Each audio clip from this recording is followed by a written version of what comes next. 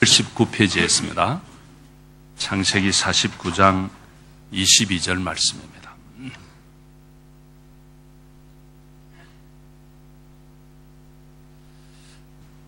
잘 썼으면 한 절입니다. 다 같이 한 음성으로 함께 봉독하시겠습니다. 요셉은 무성한 가지 곧 샘 곁에 무성한 가지라 그 가지가 담을 넘었도다. 다시 한 번 더요. 한 번 더 큰 소리로 읽읍시다. 시작. 요셉은 무성한 가지 곧 샘 곁에 무성한 가지라 그 가지가 담을 넘었도다. 아멘. 이제 우리 찬양대에서 찬양으로 하나님 앞에 영광 돌리겠습니다. 올려드리겠습니다.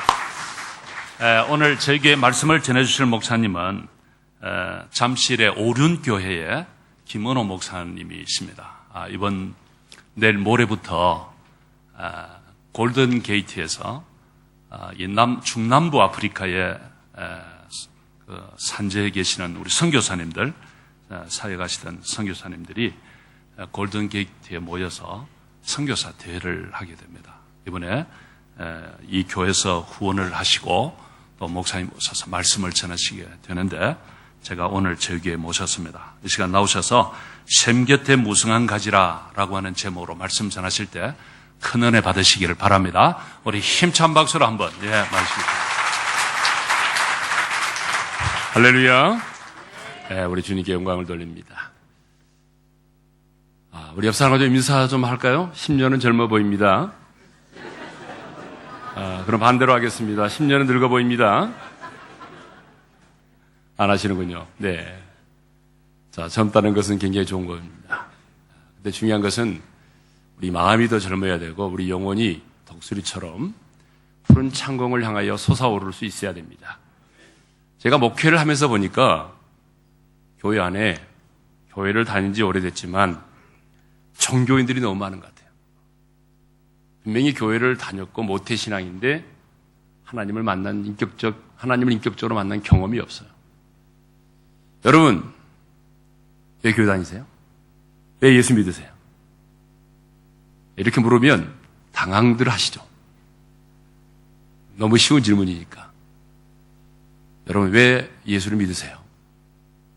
좀 더 좋은 사람 되고 싶어서? 착한 사람 되고 싶어서요?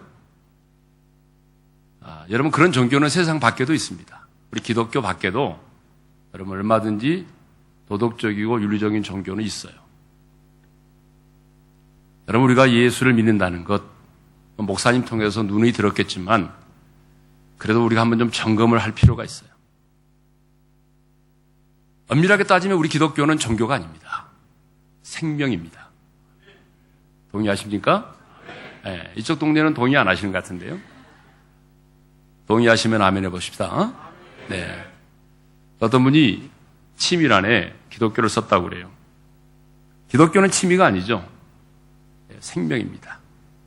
엄밀하게 말하면 종교도 아니에요. 생명입니다. 예수님이 말씀하기를 내가 곧 길이요 진리요 생명이다라고 말씀하셨습니다. 요한일서 5장 11절 12절에 보게 되면 또 증거는 이것이니 하나님이 우리에게 영생을 주신 것과 이 생명이 그의 아들 안에 있는 그것이니라. 아들이 있는 자에게는 뭐가 있어요? 생명이 있고 하나님의 아들이 없는 자에게는 생명이 없느니라. 내가 분명히 살아있는데 하나님의 아들 누구죠? 예수 그리스도죠. 예수 그리스도가 내게 없다면 생명이 없다라고 말씀합니다. 무슨 말이죠? 부모로부터 물려받은 생명은 있는데 예수님 안에 생명이 없다는 거죠. 여러분이 이 땅에 존재한다는 것은 부모님이 계셨기 때문에 존재하는 거예요. 여러분의 생명은 부모님으로부터 물려받은 것입니다. 우리 중에 부모 없이 태어난 사람이 있으면 손을 들어보세요. 없죠? 있어요? 아래서 깨어나신 분 계세요? 우리는 부모님을 통해서 이 육체의 생명을 부여받았습니다. 그런데 부모님을 통해서 물려받은 이 육체의 생명은 두 가지 문제를 안고 있어요. 첫째는 아담으로부터 흘러오는 죄성을 갖고 있다는 거예요. 그래서 자녀들을 키우다 보게 되면 가르쳐주지 않아도 스스로 알아서 죄를 잘 짓습니다. 이것은 죄다. 죄는 이렇게 지어라. 과외를 시키는 부모가 한 명도 없어요. 그래도 자녀들을 보게 되면 너무나 스스로 알아서 죄를 잘 짓습니다. 자, 부모가 물려준 내 생명은 아담으로부터 흘러오는 죄성을 갖고 있어요. 그래서 죄를 짓는 게 익숙해요. 죄를 짓지 않는 게 익숙하지 않아요. 죄를 짓는 게 더 자연스러워요. 부모님이 우리에게 물려준 또 하나의 생명의 문제점은 언젠가는 죽어야 한다는 거예요. 그렇죠? 여러분, 언젠가는 우리는 시한부 인생을 살고 있어요. 암 선고를 받은 사람만이 아니라 여러분, 이 땅을 살아가고 있는 우리 모두는 언젠가는 죽어야 될 사람이죠. 이게 부모님이 물려준 육체의 생명의 두 가지 문제점입니다. 근데 놀랍게도 성경은 이렇게 말합니다. 우리가 예수 그리스도를 영접하면 예수님 안에 있는 생명을 갖게 되는 것입니다. 우리 교인들만 아멘 하시네요. 이상하네요. 우리가 예수님을 영접하면 뭘 갖게 된다고요? 예수님 안에 있는 생명입니다. 그럼 예수님 안에 있는 생명은 뭐겠어요? 죄와는 무관한 생명이죠. 그래서 예수님은 죄와 무관한 생명을 우리에게 주시기 위해서 어때요? 우리 인간들이 태어나는 방식으로 태어나지 않았어요. 그렇죠? 그래서 남자와 여자와의 성적인 관계를 통해서 정자와 난자의 수태를 통해서 태어나지 않으셨어요. 왜? 우리에게 죄 없는 생명을 주시기 위해서 하나님은 성령으로, 예수님은 성령으로 잉태돼서 우리 가운데 오셨습니다. 그리고 예수님은 어떻게 하셨습니까? 사망의 권세를 깨뜨리고 부활을 하셨습니다. 그러니까 예수님 안에 있는 생명은 어떤 생명이죠? 죽음을 이긴 생명이에요. 죄와는 무관하고 죽음을 이긴 생명. 여러분, 우리가 예수님을 영접한다면 예수님만 우리 안에 오시는 것이 아니라 예수님 안에 있는 생명이 우리 안에 들어오는 것입니다. 그래서 우리가 그 생명으로 거듭나는 거예요. 다시 태어나는 거예요. 그래서 우리가 예수를 믿게 되면 부모님이 물려준 생명이 있고 또 하나의 생명, 하나님의 생명, 예수님 안에 있는 생명을 갖게 되는 것입니다. 우리는 이것을 새 생명이라고 말합니다. 그래서 우리는 이 새로운 생명으로 다시 태어났습니다.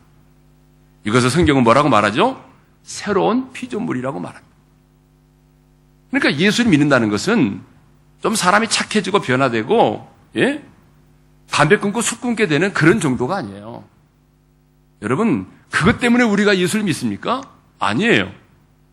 우리가 예수를 믿으면 하나님의 생명, 예수님 안에 있는 생명, 죄와는 무관하고 죽음을 이긴 생명, 그 생명을 내가 갖게 되는 거예요. 그리고 그 생명으로 내가 거듭나는 거예요. 그렇기 때문에 이 생명을 가진 자는 죽음 앞에 겁을 내지 않아요. 왜? 내 안에 이미 죽음을 이긴 생명이 내 안에 와 있기 때문이죠. 근데 이 생명을 가졌다는 것은 실제라는 거예요. 여러분, 신앙생활은 실제입니다, 실제. 여러분, 연애소설 읽는 거하고 연애는 다르잖아요? 그렇죠? 연애 안 해보셨어요? 분명히 달라요. 밤새도록 연애소설 읽어보세요. 그러나 연애는 달라요. 신앙생활은 실제입니다. 자, 내가 예수님 안에 있는 생명으로 거듭났습니다. 거듭나는 것으로 끝나는 게 아니에요. 거듭나는 순간 이제 우리는 하나님과 내가 관계가 맺어졌습니다. 관계. 제 아내도 이번에 같이 왔지만 전혀 모르는 인간이에요. 그런데 결혼을 해서 어때요? 부부의 관계가 맺어졌잖아요. 그러니까 함께 잠을 자고 함께 어때요? 기도하고 함께 식사하고 함께 자녀들의 앞날을 위해서 기도하고 그런 거 아니에요? 그래서 성경을 보게 되면 전부 다 예수 믿고 난 이후에 우리의 성도의 삶을 뭐로 표현하냐면 관계로 말하고 있어요. 그래서 내가 너에게 장가들었다. 그래서 뭐예요? 주님은 나의 신랑이고 우리 모두는 신부가 된 거예요. 신랑과 신부의 관계가 맺어졌어요. 하나님이 나의 아빠가 되고 우리는 그분을 아빠, 아버지라고 부르는 자녀가 됐어요. 아버지와 아들의 관계가 이루어진 거예요. 목자와 양의 관계가 된 거예요. 친구의 관계가 이루어졌어요. 성경은 이와 같이 예수를 믿으면 하나님과 내가 관계가 맺어졌다는 거예요. 관계. 그래서 그분이 내 신랑이 되는 거고 그분이 내 친구가 되는 거고 그분이 내 아빠가 되는 거고 그렇죠? 그분이 나의 왕이 되는 거고 관계가 맺어졌어요. 제가 무슨 얘기를 하려고 하냐면 관계는 실제라는 거예요. 그림의 떡이 아니에요. 예? 여러분 그러잖아요? 아무리 여러분이 잘 나가는 연예인 붙여놓고 짝사랑을 해요. 그런데 그림의 떡이잖아요. 예? 나하고 아무 상관없어요. 신앙생활은 실제입니다. 그런데 성도들의 삶을 보게 되면 너무 관념적이에요. 너무 종교적이에요. 하나님과의 관계가 없어요. 그분을 나의 신랑으로 섬기질 않아요. 왕의 처소에 들어가 신랑과 신부만이 나눌 수 있는 은밀한 사랑의 고백이 없어요. 친구처럼 내 마음을 터놓고 이야기할 수 있는 그런 관계가 아니에요, 지금. 가까이 하기에는 너무나 먼 당신이 됐어요. 여러분, 이것은 신앙생활이 아닙니다. 그러다 보니까 교회를 다녀도 어때요? 하나님의 나라를 누리지 못하는 거예요. 왜? 이 관계가 없기 때문에. 하나님과 나 사이에 저 바다가 생겼단 말이에요. 모르세요? 어제 무슨 남진이 비슷한 사람이 나와가지고 노래한다고 그러는데, 당신과 나 사이에 저 바다가 없었다면 그러잖아요. 근데 하나님과 나와 저 바다가 생겼어요. 관계가 없어요. 여러분, 하나님의 생명으로 거듭나고 주님과 내가 관계가 맺어지면 어때요? 그것은 신앙생활의 실제가 되는 것입니다. 여러분 그러잖아요. 내 자녀들이 때가 됐는데 밥을 못 먹었대요. 부모인 내가 마음이 아프잖아요. 여러분 자녀 군대 보내놓고 눈보라가 치는 그런 영하의 날씨가 되면 마음이 찡하잖아요. 내 자식이 얼마나 고생할까. 왜요? 관계가 맺어졌기 때문이잖아요. 관계가 맺어지지 않으면 눈보라가 쳐도 상관없어요. 왜요?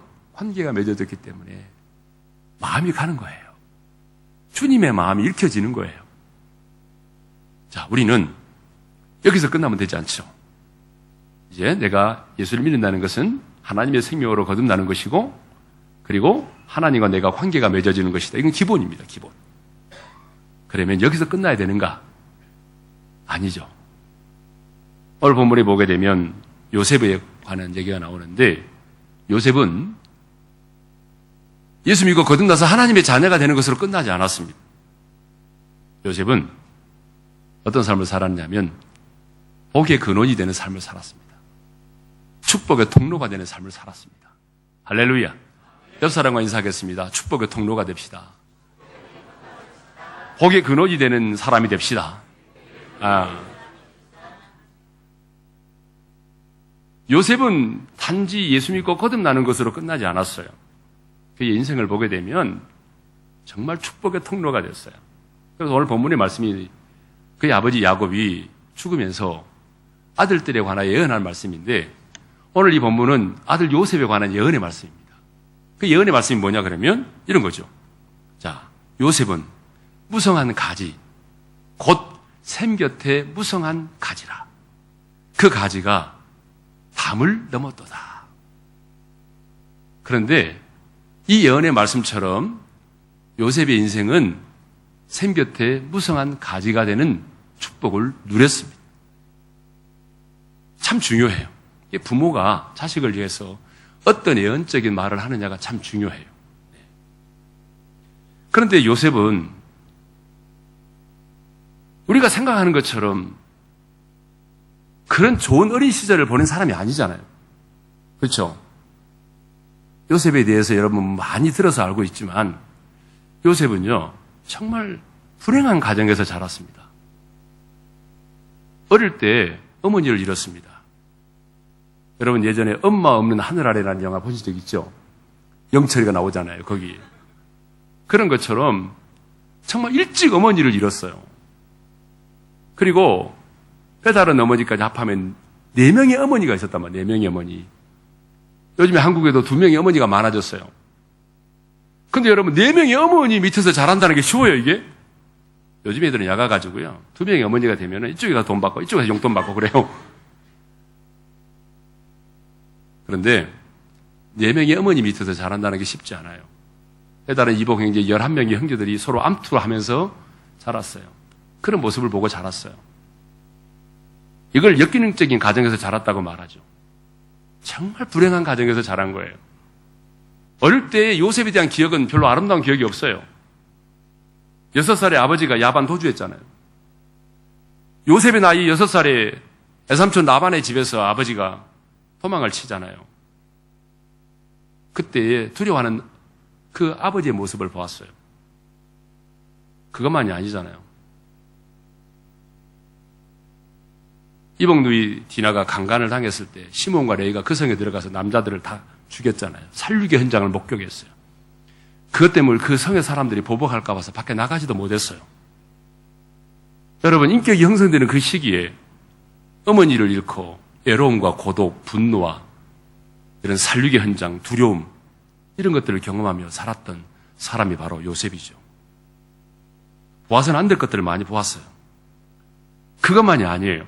읽지는 않았지만 23절에 보게 되면 이런 말이 있습니다. 활 쏘는 자가 그를 학대하며 적개심을 가지고 그를 쏘았다. 그런 말이 있어요. 무슨 말이냐 그러면 요셉의 인생 가운데는 적개심을 가지고 요셉을 향하여 활을 쏘아대는 사람들이 많았다는 거예요. 무슨 말이냐면 주는 것 없이 미워하는 사람이 많았다는 거예요. 여러분, 우리들 주변에 보게 되면 주는 것 없이 나를 미워하는 사람들이 있어요. 있어요, 없어요? 남아공에 없나 보네요. 분명히 있어요. 인간들이 사는 세상에는 주는 것 없이 나를 미워해. 요셉의 인생을 보면 그렇지 않아요? 형들이 자기를 팔았어요. 어떻게 형들이 자기를 팔아요? 죽이려고 하다가 팔아버렸어요. 그 왜 종으로 팔려갔잖아요. 보디발의 집에서는 억울하게 누명을 쓰고 감옥에까지 갇혔잖아요. 적개심을 가지고 자기를 향하여 활을 쏘아대는 사람들 아니에요? 주는 것 없이 요셉을 미워한단 말이에요. 분노의 화살을 쏘아댄단 말이에요. 그럼에도 불구하고 이런 불행한 환경에서 자랐고 어머니의 사랑을 받지 못했고 역기능적인 가정에서 자랐고 너무나 평범한 사람이었고 적개심을 가지고 자기를 향하여 활을 쏘아대는 사람이 많이 있었지만 그럼에도 불구하고 성경은 요셉의 인생에 대해서 뭐라고 말합니까? 요셉은 그 아버지의 예언의 말씀처럼 샘 곁에 무성한 가지가 되는 축복을 누렸습니다. 무성한 가지, 뭘 말하죠? 하나님이 주신 복을 말합니다. 그런데 무성하다는 말은 하나님이 요셉의 인생 가운데 부어주신 그 은혜와 복이 측량할 수 없을 만큼 풍성했다는 말이에요.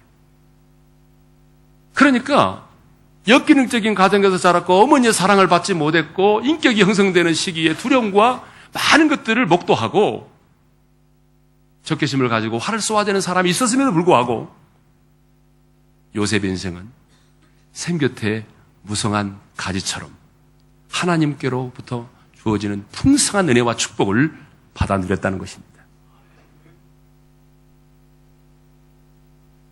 요셉이 받은 무성한 가지의 축복이 어떤 거냐? 첫째로 가족들이 복을 받았습니다. 그렇죠? 요셉이 국무총리가 됐잖아요. 애굽의 국무총리가 돼서 그렇게 흉년으로 인해서 먹고 살기 힘든 시대에 자기의 가족들을 다 어때요? 애굽으로 모셔와가지고 여러분 애굽 왕의 그 보호를 받으면서 가족들이 복을 받았잖아요. 그렇죠? 예. 그러니까 요셉으로 인해서 가족 식구들이 복을 받았습니다. 요셉으로 인해서 두 아들이 복을 받았습니다. 두 번째로는 두 아들이 복을 받았습니다. 야곱의 아들들은 몇 명이죠? 12명. 예?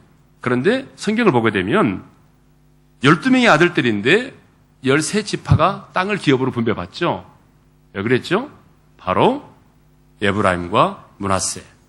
이 요셉의 두 아들이 땅을 분배를 받습니다. 그러니까 다른 자식들과는 달리 요셉은요, 어때요? 다른 자식들과는 달리 2배나 기업을 더 많이 받은 거죠. 요셉으로 인해서 두 아들이 복을 받았습니다. 요셉 때문에 누가 복을 받죠? 세 번째로는 보디발의 집이 복을 받습니다. 나는 이건 이해가 안 돼요. 다른 사람이 복을 받은 것은 괜찮은데 이 보디발의 집이 복을 받으면 이건 말이 안 돼요. 그 인간이 어떤 인간이에요? 그 보디발의 아내가 어떤 여자예요? 예? 상상하고 싶지 않은 여자잖아요. 그죠? 그런데 그 안에 유혹을 이겨냈는데 억울하게 누명을 쓰고 감옥까지 갇혔으니까. 그런데 하나님은 성경에 이렇게 분명히 말씀하고 있죠. 자, 여호와께서 요셉을 위하여 그 애굽 사람의 집에 복을 내리심으로 여호와의 복이 그의 집과 밭에 있는 모든 소유에 미쳤다. 그 집이 복을 받아야 될 이유가 하나도 없는데 성경은 말합니다. 요셉으로 인해서, 요셉으로 인하여 하나님이 그 집과 그 소유에 복을 내리셨다는 것입니다. 네, 말씀은 아멘으로 받아먹는 것입니다. 고개를 끄덕끄덕 하는 게 아닙니다. 네, 아멘으로 합시다. 아멘! 네, 그래야 정신 빠져나죠. 네. 저는 주일 예배를 5번 설교를 합니다. 5번 설교를 해요. 오늘은 한 번만 하니까 아무것도 아닌 것 같아요. 5번 하면 5번. 네. 근데 이 조는 사람이 있으면은 다른 목사님들은 설교를 상관없이 한다고 그러더라고요. 근데 저는 조는 사람 보면은 그냥 지나칠 수가 없어요. 네. 왜냐하면 이 시간에는 하나님의 은혜로부터 흘러나오는 생명의 영양분을 내가 공급받아야 한 주간을 살아가잖아요. 그죠? 네. 예전에 서울에 있는 어떤 교회죠. 내가 누구라고 말하지 않겠습니다. 그 목사님. 그 목사님 교회에 내가 한번 가는데 보니까 목사님 올라오실 때 영비천을 한 박스 들어요. 영비천을. 그래서 나는 설교 시간에 보통 목사님들 물을 드시지 영비천 안 드시잖아요. 그래서 왜 영비천을 들고 오신가 그랬어요. 그랬더니 들고 온 이유가 있더라고요. 그분은 이제 마이크가 이런 마이크도 아니고 방송용 마이크, 야구방망이처럼 들고 다니면서 설교하신 목사님이신데 설교를 하다 말고 제가 직접 눈으로 봤습니다. 좋은 사람이 보이니까 뒤로 보러! 이렇게 말했어요. 그 교회는 완전 군대입니다. 군대. 뒤로 보러! 그러니까 교인들이 하나, 둘! 이렇게. 야, 완전히 군대입니다. 군대. 네. 그래, 한 7번째 자매님이 이제 주무시다가 번호가 오니까 깼죠. 그래서 안장근처럼 하고 번호를 했어요. 그랬더니 이렇게 세워가지고 얼마나 혼내는지요. 내가 민망하더라고. 보는 내가. 왜? 아니 졸면 좋은 척 해야 되는데 졸면서도 안 좋은 척 했다는 거예요. 그러면서 번호를 했다는 거예요. 안 좋은 척 하면서 번호를 했다는 거예요. 당신 같은 이선자들 때문에 한국교회가 막 이해하면서 한국교회까지 다 나왔어요. 그래서 여기서 영비천을 던졌어요. 근데 그분은 또 떨어뜨리지 않고 그걸 받아가지고 많이 보는 앞에서 뚜껑을 열어서 그걸 마시게 하더라고요. 그리고 설교를 계속 하더라고요. 뭐 조시는 분이 있다는 게가 아닙니다. 지금 조시는 분이 한 분도 안 계시는데 혹시 또 조실까 봐서 제가 미리 예방주사를 한 놓는 것입니다. 보디발의 집을 복을 받았잖아요. 간수장이 복을 받았잖아요. 그렇죠? 성경에 보니까 여호와께서 요셉과 함께 하시고 그에게 인자를 더하사 간수장에게 은혜를 받게 하시며 감옥에 있는 간수장이 요셉을 인해서 복을 받았죠. 마지막으로 요셉을 인해서 애굽이라는 나라가 복을 받죠. 그렇잖아요. 왜냐 그러면 흉년이 들었을 때 요셉의 꿈의 해몽대로 애굽이라는 나라는 농사를 지어서 잘 곳간에 보관했잖아요. 다른 나라들은 이전에 흉작이 들어서 먹고 살 것이 없을 때 그 음식물을 그 양식을 구하기 위해서 곡식을 구하기 위해서 주변의 나라 사람들이 다 애굽으로 이제 그 곡물을 구하러 왔잖아요. 그러니까 나라가 복을 받은 거예요. 자, 요셉 한 사람으로 인해서 가족이 복을 받았고 두 아들이 복을 받고 그 다음에 보디발이 복을 받고 간수장이 복을 받고 애굽이라는 나라가 복을 받았다는 것입니다. 여기서 우리는 뭘 알 수 있습니까? 그의 아버지의 예언대로 됐다는 것입니다. 샘 곁에 무성한 가지라 그 가지가 담을 넘었도다. 여러분 담이라고 하는 게 뭐예요? 벽이죠, 벽. 인생을 살다 보게 되면 벽을 만납니다. 인생을 살다 보게 되면 내가 내 인간의 힘으로 뛰어넘을 수 없는 한계의 벽들이 있어요. 여러분 요셉도 마찬가지입니다. 요셉도 많은 한계의 벽이 있었잖아요. 특별히 그 보디발의 가정에 대해서는 복수해주고 싶은 마음이 있었어요. 애굽이라는 나라 자기를 처음에 인간처럼 대해주지 않았어요. 자기를 감옥에 쳐넣었어요.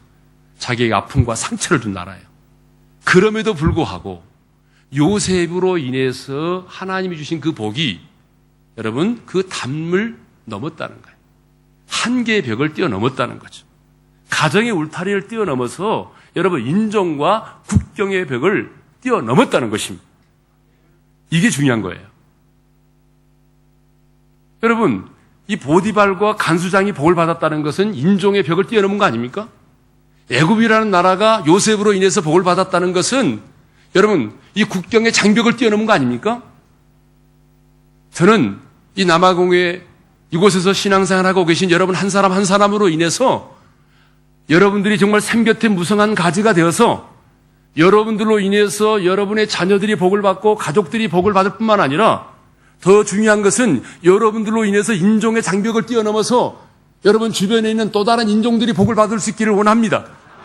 아니 여러분들로 인해서 국경의 장벽에 뛰어넘어서 남아공이라는 이 나라 전체가 여러분들로 인하여 복을 받을 수 있기를 원합니다. 요셉이 그랬어요. 벽을 뛰어넘었어요. 여러분 진정한 복은요 이 벽을 담을 뛰어넘을 때 그게 하나님이 주시는 복입니다. 어떤 사람은요 정말 하나님께서 많은 복을 주셨는데 가지가 막 찢어질 정도로 열매가 많이 맺어지는데 여러분 그 뭐예요? 높은 담을 쌓아가지고 그 가지가 담을 넘어가지 못하도록 막고 있는 사람이 얼마나 많은지 아세요? 내 가정만 잘 살면 그게 복이에요? 여러분 내 자녀들만 잘 되면 그게 복이에요? 하나님 보실 때 그건 복이 아니에요. 하나님이 보시는 복은 나 혼자 잘 먹고 잘 사는 게 아니에요. 내 교회만 부흥하는 게 아니에요. 하나님께 주시는 복은 내 가정의 울타리를 뛰어넘어야 돼요. 인종의 벽을 뛰어넘고 국경의 벽을 뛰어넘어야 돼요. 그래서 이 가지가 담을 넘어서 계속해서 뻗어나가야 돼요. 다른 사람들에게 흘러보낼 수 있어야 돼요. 그게 복이에요. 예? 저희가 이번에 오기 전에 저희 교회가 다니엘 기도회라고 하는 게 있습니다. 저희 교회는 매년 11월 1일부터 21일 동안 다니엘 기도회를 합니다. 밤 9시. 매일 저녁 9시인데 8시 반부터, 8시 20분부터 합니다. 근데 그 성도들이 정말 사모하거든요. 근데 이번에는 1076개 교회가 함께 했습니다. 여러분 1076개 교회가 라이브로 진행을 합니다. 물론 미국에 있는 서부 지역에는 시차가 너무 안 맞아서 거기는 이제 DVD로 그 다음날 모여가지고 함께 찬양하고 말씀을 듣고 여러분 교단과 교파를 초월해서 그렇죠? 교단과 교파를 초월해서 공간을 뛰어넘어서 모든 교회들이 함께 하나님을 예배하고 그리고 함께 하나님 말씀을 받고 함께 그 말씀을 붙들고 기도합니다. 많은 분들이 염려를 하죠. 인터넷을 통해서 라이브로 보는데 과연 그곳에도 현장감이 있을까? 그런데 여러분 성령의 역사는 여러분 공간의 한계를 뛰어넘습니다. 우리가 중간중간에 피드백을 받는데 여러분 놀랍게도 시간이 가면 갈수록 더 많은 분들이 모여들었다는 거예요. 교회마다. 여러분 세계교회 유래를 찾아볼 수 없는 일이잖아요. 우리가 한국 교회를 섬겼어요. 그런데 그 섬김의 기쁨이 너무 커요. 저만이 아니에요. 우리 성도들도 마찬가지예요. 그래서 여러분 내 교회만 부흥하고 내 교회만 성장하는 게 중요한 게 아니고 하나님이 우리에게 주신 복은 나 혼자 잘 먹고 잘 살고 나 혼자 누리라고 주는 게 아니에요. 이 벽을 뛰어넘지 못하면 여러분 그것은 복이 아니라 그 말이에요. 하나님이 우리에게 주시는 복은 반드시 나의 벽을 뛰어넘어야 됩니다. 가정의 울타리를 뛰어넘어야 돼요. 그래서 인종과 장벽을 국경의 장벽을 뛰어넘어서 여러분 계속적으로 생곁에 무성한 가지가 뻗어나가야 돼요. 여러분들로 인해서 이 요한에스부가 한인교회를 통해서 하나님이 부어주시는 은혜와 축복이 성령의 놀라운 역사와 기름 부으심이 이 땅 가운데 흘러가기를 주님의 이름으로 축원합니다. 그런데 마지막으로 어떻게 해서 요셉은 샘 곁에 무성한 가지가 될 수 있었냐는 거예요. 물론 그 아버지가 예언을 했지만 아버지가 예언만 했다고 되겠습니까? 여러분 아버지가 예언만 한다면 그대로 된다면 얼마나 좋겠습니까? 아버지가 예언을 했기도 하지만 여러분 샘 곁에 무성한 가지가 될 수 있었던 것은 바로 여러분 샘 곁에 있었기 때문에 이 가지가 무성한 가지가 될 수 있었다는 얘기죠. 성경을 보게 되면 샘, 시냇가, 물가는 언제나 하나님 혹은 하나님의 말씀을 가르칩니다. 예레미야 17장 7절과 8절을 보게 되면 여호와를 의지하며 의뢰하는 자를 뭐라고 말씀하고 있냐면 물가에 심어진 나무라고 말하고 있습니다. 여호와를 의뢰하고 여호와를 의지하는 사람을 뭐라고 말하고 있다고요? 물가에 심겨진 나무. 예레미야 17장 13절을 보게 되면 하나님을 생수의 근원이라고 말씀하고 있습니다. 따라서 합시다. 생수의 근원. 요한복음 4장을 보게 되면 우리 예수님께서 자신을 가리켜서 뭐라고 말씀하셨냐면 사마리아 여인에게 목마르지 않은 생수라고 말씀하셨습니다. 이와 같이 성경은 언제나 하나님, 예수님, 그리고 그 말씀을 샘, 생수, 물가 이렇게 말하고 있다. 그게 중요한 것은요. 이 나무의 운명은 어디에 달렸냐면 품종도 중요하죠. 그러나 어떤 품종이냐도 중요하지만 아무리 고운 품종이고 좋은 품종이라 할지라도 여러분 샘 곁에 있지 않고 저 사막과 같은 곳에 버려져 있다고 한다면 아무리 좋은 품종의 나무라 할지라도 여러분 생명의 영양분을 공급받지 못하기 때문에 여러분 그 나무는 무성한 가지가 될 수 없습니다. 근데 좀 인간적으로 보게 되면 여리고 좀 비리비리해 보이고 스펙도 짧아 보이고 병원에 가면 견적도 많이 나오고 뭐 그래도 인간적으로 보게 되면 별 볼 일 없어 보여도 중요한 사실은 이 나무가 샘 곁에 있다고 한다면 여러분 생명의 영양분을 공급받아서 이 나무는 무성한 가지가 되고 나중에는 담을 뛰어넘을 수 있다는 것입니다. 그 샘인 뭐예요? 하나님이에요. 하나님의 말씀이에요. 예? 그래서 우리가 요셉의 생애를 보게 되면 창세기 37장부터 50장까지가 요셉의 생애를 다루고 있는데 여러분 요셉의 생애를 쭉 이렇게 읽어가다 보게 되면 아마 모든 사람이 느끼는 게 있어요. 요셉의 생애를 쭉 들여다보게 되면 모든 것이 하나님으로 귀결되고 있다는 거예요. 모든 게 하나님이에요.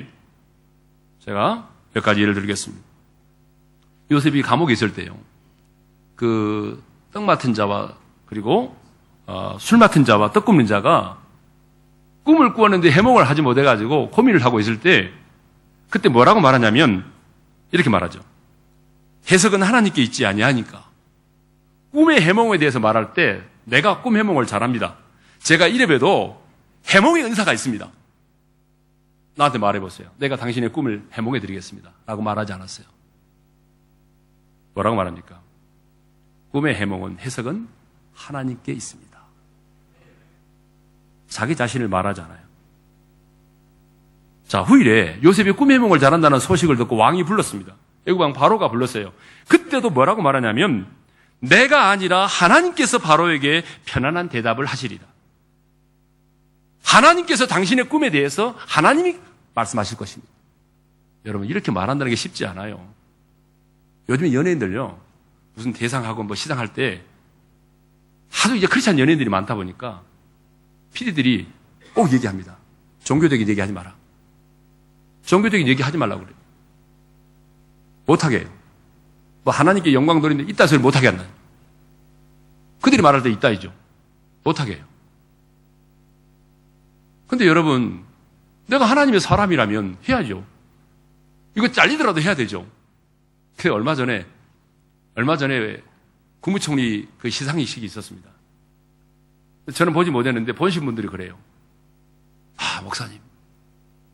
우리 교회 연예인 중에 두 분이 이번에 상을 탔는데 두 사람 똑같이 주님께 영광을 돌린다고 말했다고. 오른교 교인밖에 없다고 그러더라고요.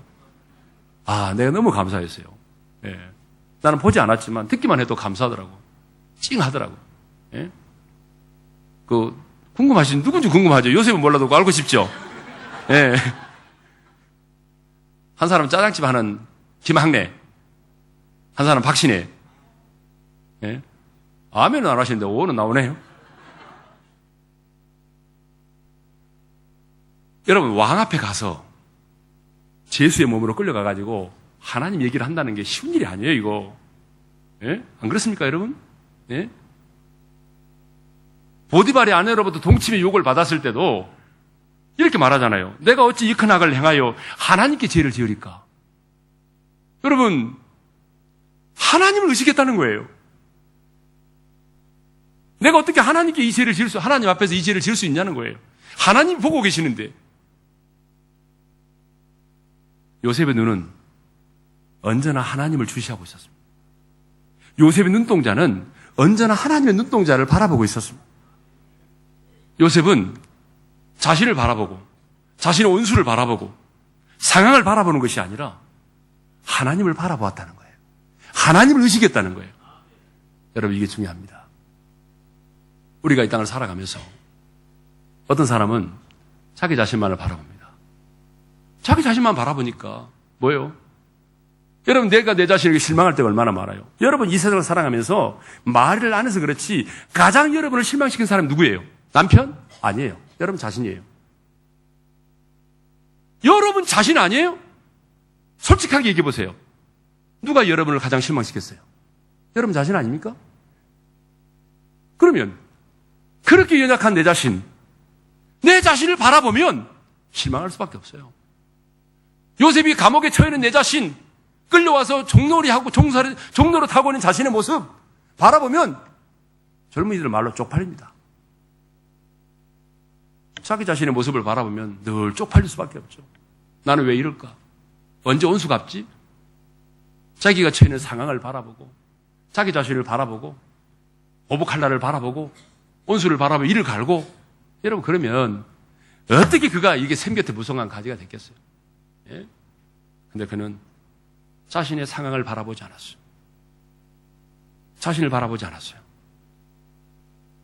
하나님을 바라봤어요. 나중에 자기를 죽이려고 했던, 그래서 애굽에 자신을 팔아버렸던 형들을 만나게 됐잖아요. 에나무 달에서 만난다고 형들이 곡물을 사러 왔다가 만나게 되잖아요. 형들이 요셉이라는 사실을 알고 기겁을 하죠. 이제 죽었다. 우리 끝났네. 그렇게 생각하고 있을 때 요셉이 이렇게 말합니다. 당신들이 나를 이곳에 팔았다고 한탄하거나 근심하지 마소서. 하나님이 생명을 구원하시려고 나를 당신들보다 먼저 보내셨나이다. 나를 이리로 보낸 일은 당신들이 아니요 하나님이십니다. 그리고 그 하나님이 나를 국무총리로 세우셨습니다.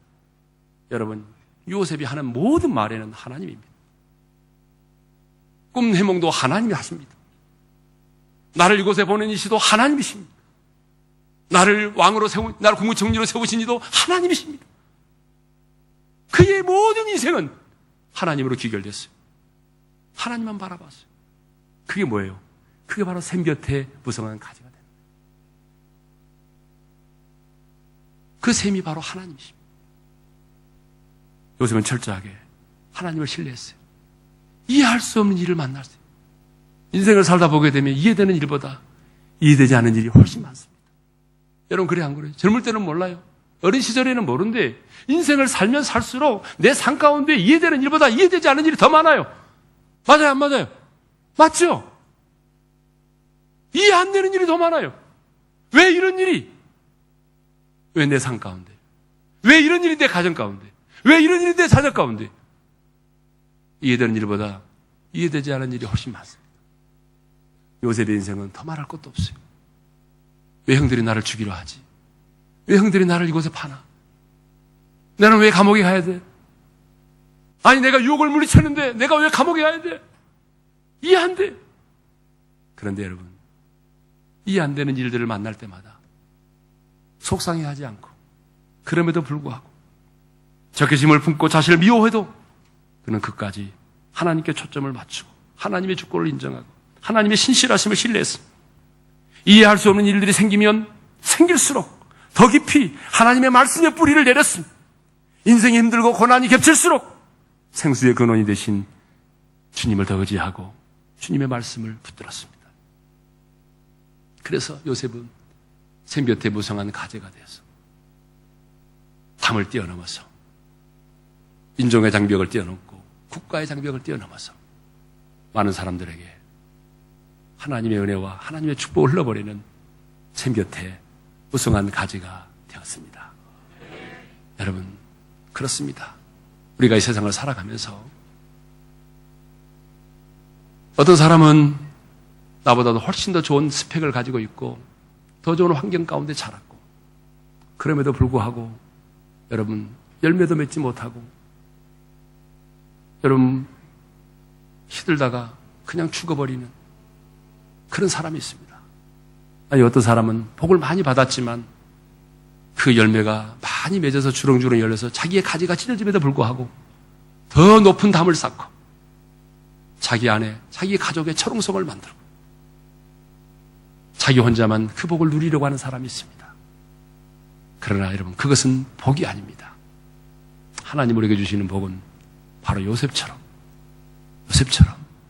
우리가 불행한 환경 가운데 태어났고 역기능적인 가정에서 내가 자랐고 내 주변에는 적개심을 품고 나를 향하여 불화살을 쏘아대는 사람이 많이 있을지라도, 내 인생 가운데 이해될 수 없는 일이 너무 많이 일어날지라도, 그럼에도 불구하고 생수에 건너내신 그 하나님께 뿌리를 내리고 그 하나님의 말씀을 깊이 묵상하고 그리고 그 하나님 앞에 부르짖어 기도함으로 생명의 영양분을 공급받아서 여러분의 인생이 생곁에 무성한 가지가 돼서 요셉처럼 인종의 장벽을 뛰어넘고 국가의 장벽을 뛰어넘어서 많은 사람들에게 하나님의 사랑과 하나님의 생명을, 하나님이 주시는 은혜와 축복을 흘러보내는 저와 여러분 될 수 있기를 주님의 이름으로 축원합니다.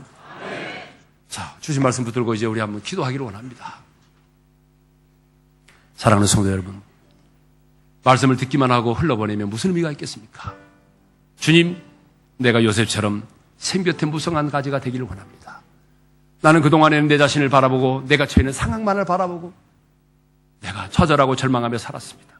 그러나 이제 이해되지 않은 일이 있을지라도 이제는 내가 더욱더 하나님만을 바라보고 요셉처럼 하나님만을 묵상하고 하나님의 말씀에 뿌리를 내리고 하나님이 주시는 힘과 능력으로 세상을 이기고 나를 이기고 하나님이 주시는 은혜와 축복으로 이제 내가 무성한 가지가 돼서 이 땅에서 인종의 장벽을 뛰어넘어서 나로 인해서 이 땅에 있는 많은 사람들이 복을 받고 이 나라가 복을 받는 그런 생곁에 무성한 가지가 되게 해달라고 우리 다 같이 주여 한번 부르고 부르짖어 간절히 기도하겠습니다. 주여 한번 부르고 기도합시다.